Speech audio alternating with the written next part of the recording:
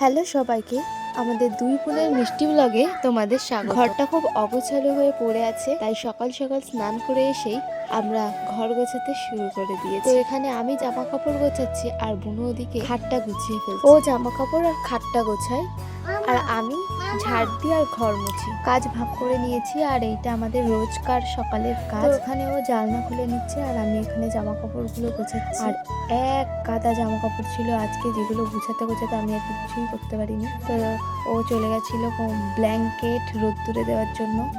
আর এখানে তো আমার একই কাজ। আর তোমরা আমাকে একটু সাপোর্ট করো। আগের ভিডিওটাতে আমার যেই কয়জন বন্ধুরা আমাকে সাপোর্ট করেছো, লাইক দিয়েছো, একদিন স্টারও দিয়েছো, তার জন্য অনেক অনেক থ্যাংক ইউ। এইভাবে আমার পাশে থাকো আর আরো বেশি বেশি করে লোকজন আমার ভিডিও দেখে। এখন থেকে রোজ আমি একটা নতুন ভিডিও আনার চেষ্টা করব। ভালো লাগে খারাপ লাগে, দয়া করে তোমরা সবাই আমার পাশে থেকো।